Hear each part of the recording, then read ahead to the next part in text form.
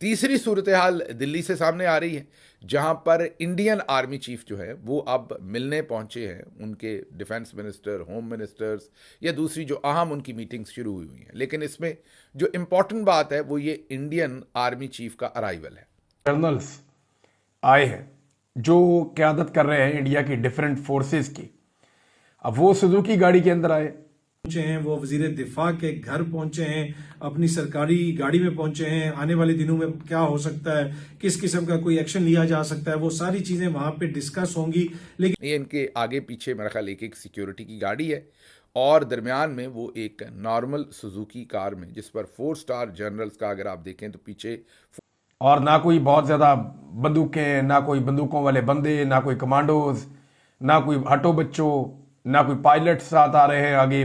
नमस्कार दोस्तों, एक तरफ जहां भारत और पाकिस्तान की जंग करीब करीब लगभग तय सी हो चुकी है, तो दूसरी तरफ भारतीय आर्मी चीफ की सादगी देख करके पाकिस्तानी इस वक्त अपने आप को कोस रहे हैं, क्योंकि पाकिस्तानियों का कहना है कि जिस गाड़ी में भारतीय आर्मी चीफ जा रहे थे वैसी गाड़ी में कभी भी पाकिस्तान का पुलिस वाला भी नहीं जाता। पाकिस्तानियों का कहना है कि पाकिस्तान में इतना ज़्यादा लोग करप्शन करते हैं और इतना ज़्यादा पाकिस्तान की फौज अवाम का लूट-पाट करती है कि वो पाकिस्तान की जनता से काफ़ी ज़्यादा डरते हैं। 4 स्टार जनरल का 4 स्टार्स भी लगे हुए हैं और उनका फ्लैग भी है और वो मुलाकात के लिए, ऑफिशियल मीटिंग के लिए मिनिस्टर्स के साथ पहुंचे हैं। अब ज़रा इसको कंपेयर, मैं काश आपके साथ कंपेयर कर सकूं। पाकिस्तान के 3-4 प्राइम मिनिस्टर इकट्ठे मिले तो फिर जो प्रोटोकॉल उनका बनता है वो प्रोटोकॉल हमारे आर्मी चीफ का होता है। जितनी गाड़ियां, जो कुछ चलता है, बस ज़रा सिक्योरिटी की वजह से नहीं, वरना तो ऊपर F-16 भी साथ उड़ाएं, यकीन करें। अगर इनके बस में हो तो आर्मी चीफ जहाँ जहाँ जाए, नीचे गाड़ी पे ऊपर F-16 चल रहे हों। इससे कम कसर नहीं छोड़ी हुई हमने। और हमारे यहाँ तो जो दुनिया की महंगी तरीन गाड़ियाँ हैं उनसे कम गाड़ियों में हमारे आर्मी चीफ या इवन हमारे दूसरे लोग भी बैठना पसंद नहीं करते। अब अगर आप कंपैरिजन देखें हमारे प्रोटोकॉल्स का दूसरी तरफ, तो आप हैरान हो जाएंगे कि किस सादगी कह लें आप उसे। और ये वहाँ की, जाहिर है गवर्नमेंट ने इस्टेब्लिश की हुई है, वहाँ पर फैलने को जगह कम दी गई है। हमारे क्योंकि फैलाव ही इतना हो गया है कि पूरा मुल्क ही अब आर्मी चीफ साहब का ही बन गया, जो भी बैठा होता है। दूसरे तो ऐसे ही खामखा उसमें होते हैं। तो एक तो ये फ़र्क देख लीजिए। ये एक सरेराह खबर थी, ये मेन खबर तो नहीं थी, लेकिन क्योंकि बताना आपको ये था कि इंडिया जो है वो तैयारियां कर रहा है अगले दिनों में कि उन्होंने क्या करना है उसके ऊपर।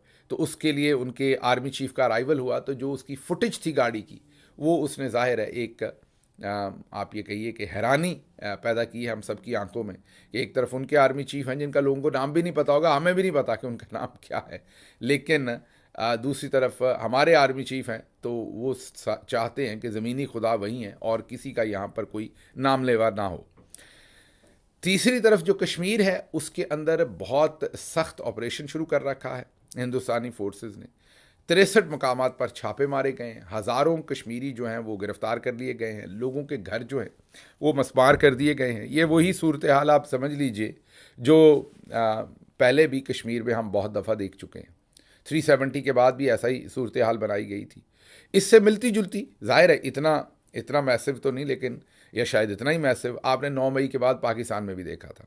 जैसे पाकिस्तान तहरीक इंसाफ के लोगों को उठाया गया था, उन पर जुल्म किया गया था। अब ये ज़ाहिर है कंपैरिजन अच्छा तो नहीं लगता करते, सुनते भी आपको अच्छा नहीं लगेगा, आपको तकलीफ़ होगी सुनते भी कि ये मैं किन दो चीज़ों को कंपेयर कर रहा हूँ, लेकिन मजबूरी है, करें क्या। ये सब कुछ हुआ है, हमारी आंखों के सामने हुआ है, ऐसे ही हुआ है, तो बताना हमारा फ़र्ज़ है, कंपैरिजन देना हमारा। जैसे अभी हम गाड़ी का कंपैरिजन दे रहे थे, ऐसे इस कंपैरिजन को भी अगर हम ना दें तो ये बददेयानती होगी। उसके बाद जो श्रीनगर है या दूसरी जगहों पर, हम ये तो आपको पहले ही बता चुके हैं कि बहुत सारे लोगों के घर मस्मार कर दिए गए हैं। और अब देखते हैं आगे क्या होता है। लेकिन जो इंडिया के दूसरे इलाके हैं, मीन कश्मीर से बाहर जो दूसरे इलाके हैं, वहाँ भी मुसलमानों का इस वक्त जीना मुश्किल किया जा रहा है। फॉर एग्ज़ाम्पल अभी एक फुटेज सामने आई है जिसमें ये नज़र आ रहा है कि एक मोहाली में कश्मीरी तालिबा, उसको हरासा किया गया है। इसी तरीके से और भी इंडिया के प्रोटोकॉल वाले, ना कोई उनके साथ एम्बुलेंसेस चल रही हैं, ना ट्रैफिक उनके आने के ऊपर जैम की जा रही है, और काले शीशों वाली गाड़ियां भी नहीं हैं।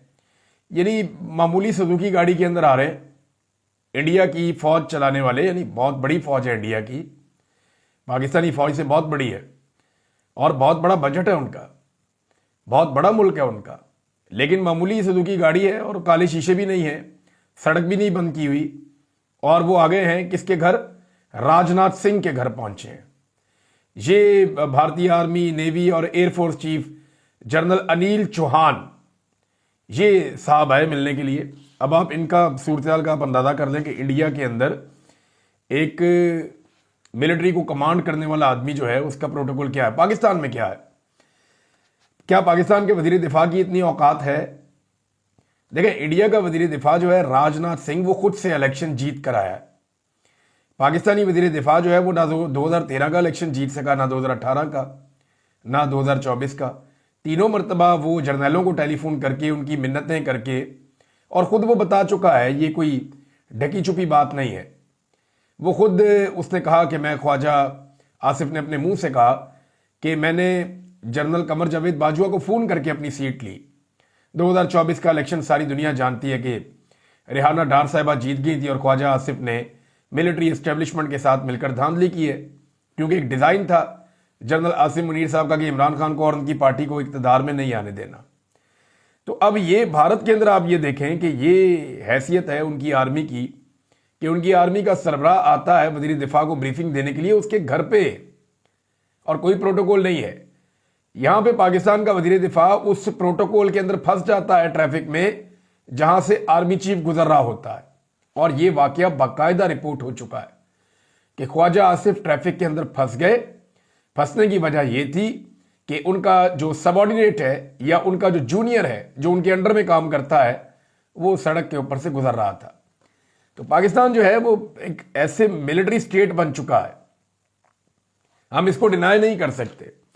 और देखें, ये अब आप डिनाई करने की गुंजाइश भी नहीं है ना। जो मेन चीज जो इस वक्त डिस्कस हो रही है कि भारतीय आर्मी चीफ जो है पहुंचे हैं सुजुकी गाड़ी में। जी हाँ जी, 4 स्टार भारतीय जनरल सुजुकी गाड़ी में। भारत की इकोनॉमी, भारत का पैसा, भारत के फॉरेन रिजर्व, और जनाब ना कोई लंबे चौड़े प्रोटोकॉल, वो सुजुकी गाड़ी में कोई काले शीशे नहीं है, सामने नजर आ रहा है जनाब वो वहां पे पहुंचा है भारत का आर्मी चीफ। तो इसके ऊपर जो है वो सोशल मीडिया सार्फिन जो है वो ट्वीट्स भी कर रहे हैं। इकरार उल हसन साहब जो सीनियर सहाफी हैं, उन्होंने भी ये क्वेश्चन उठाया हुआ है कि ये देखें जनाब इनका जो आर्मी चीफ किस तरह आया है, सुजुकी गाड़ी में आया है, कोई काले शीशे नहीं है, कुछ नहीं। और ये वीडियो भी उन्होंने इकरार उल हसन साहब ने शेयर की हुई है। इंपॉर्टेंट क्वेश्चन है, जब भारत के अंदर बहुत सारे क्वेश्चन उठते हैं मोदी के कश्मीर पॉलिसी के हवाले से, दीगर चीजों के हवाले से, तो उसको हम शेयर भी करते हैं, उस पर बात भी करते हैं। तो बहुत सारे क्वेश्चन पाकिस्तान के हवाले से भी उठते हैं और उठने भी चाहिए कि यहाँ पे तो हुकूमत रोज बताती है जनाब कि वो डीपीओज के लिए गाड़ियां आ रही हैं, पुलिस वालों के लिए गाड़ियां ली जा रही हैं, इतने जो है डबल कैबिन जो है वो एसी डीसी जो हजरात है उनके लिए ली जा रही हैं, 2 अरब की गाड़ियां आ रही हैं। कभी कहा जाता है कोई महकमा जो है वो 1000 गाड़ियां खरीद रहा है। अब अजीब अजीब जो है यहाँ पे इस तरह की रोज खबरें आती हैं। क्या हमारी इतनी औकात है कि हम इस तरह की गाड़ियां खरीदें कि जनाब 1000 अफसर के लिए होंडा गाड़ियां आ जाएं, काबीना के लिए होंडा गाड़ियां आ जाएं, अफसरान के लिए जनाब डबल कैबिन गाड़ियां आ जाएं, सारे एसी डीसी जितने भी जो है ब्यूरोक्रेसी उनके लिए गाड़ियां आ जाएं। कि हमारे पास इतना पैसा है, हमारी औकात देखें आप, हमारा बैंक बैलेंस देखें आप, इस वक्त हम जिन हालात से गुजर रहे हैं उनको देखें, और इधर हमारी अयाशियां देखें, और उधर आप देखें कि जो दुनिया की one of the biggest economies आप उसको कह सकते हैं, G20 में वो हैं, और उनके पास कोई पैसे की कमी तो नहीं है। तो वो अगर सुजुकी गाड़ी में उनका जो है बड़े अफसर फिर सकते हैं, और आम उनका जो अफसर है उसको कौन सी गाड़ी मिलती है? वहां पे किसके पास होते हैं ये ट्विन कैबन्स या फिर प्राडोज या फॉर्चुनर्स? यहाँ पे तो पुलिस वाले भी फॉर्चुनर्स में फिर रहे होते हैं। डीपीओ साहब जा रहे हैं, फलाना जा रहा है, एसी साहब जा रहे हैं, डीसी साहब जा रहे हैं, जज साहब जा रहे हैं, जनरल साहब जा रहे हैं, जनाब वो एसपी साहब जा रहे हैं। तो ये सारे खर्चे हमें कम करने पड़ेंगे अगर हमने आगे बढ़ना है। अवाम का पैसा जो है वो इस बेदरेग तरीके से हम लोग इस्तेमाल करते हैं कि जैसे वो कभी खत्म नहीं होगा। और फिर होता क्या है, पूरी दुनिया से कर्जे लेके, कभी इससे मांग के, कभी उससे मांग के, ऐसी अयाशियां। तो मेरे ख्याल में कुछ चीजें जो उनकी बेहतर हैं उसे हमें सीखना चाहिए कि उनका जो प्रोटोकॉल कल्चर हमसे कम है, तो वो अगर बेहतर चीज है तो हमें भी उससे कोई सबक लेना चाहिए। मगरिब से तो हमने सबक लिया नहीं। तो दोस्तों, जिस तरह से भारत और पाकिस्तान के बीच जंग जैसा माहौल बन रहा है, उसी तरह से पाकिस्तानियों ने जिस तरह से भारत के आर्मी चीफ की गाड़ी का प्रोटोकॉल देखा है, उसे देख करके पाकिस्तानी लगातार यही बात कर रहे हैं कि पाकिस्तान का आर्मी चीफ जब भी गुजरता है तो पाकिस्तान के रक्षा मंत्री का काफिला रोक दिया जाता है, क्योंकि पाकिस्तान में फौज सबसे ज्यादा ताकतवर होती है। इसीलिए पाकिस्तान की जनता पाकिस्तान की फौज से काफी ज्यादा नफरत करती है, क्योंकि पाकिस्तान में हमेशा से फौज का राज रहता है। पाकिस्तान के पॉलिटिशियंस और पाकिस्तान की आम जनता की पाकिस्तान में कोई कीमत नहीं होती। यही कारण है कि पाकिस्तानी लगातार भारतीय आर्मी चीफ का प्रोटोकॉल देख करके यही बात कर रहे हैं कि पाकिस्तान का आर्मी चीफ जब भी गुजरता है तो पाकिस्तान के रक्षा मंत्री का काफिला रोक दिया जाता है। लेकिन भारतीय आर्मी चीफ जिस प्रोटोकॉल के साथ भारतीय रक्षा मंत्री राजनाथ सिंह से मिलने आए थे, उससे पाकिस्तानियों का यही कहना है कि भारत इस वक्त काफी ज्यादा मजबूत है, और उसके बावजूद भी भारतीय आर्मी चीफ इतनी छोटी गाड़ी में चलते हैं, उससे उनकी सादगी साफ साफ दिखती है। आपकी क्या राय कमेंट में जरूर शेयर करें। यदि आप चाहें अपने चैनल को सब्सक्राइब करें, वीडियो पसंद आए तो लाइक करें, कमेंट करो, शेयर करें। जय हिंद, ओ वंदे मातरम।